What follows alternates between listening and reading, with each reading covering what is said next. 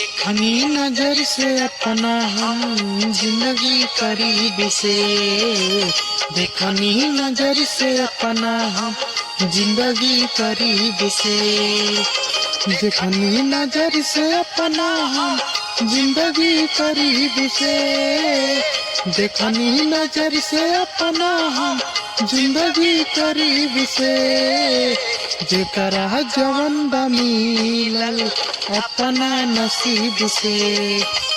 जिंदगी जवन बा मिलल अपना नसीब से।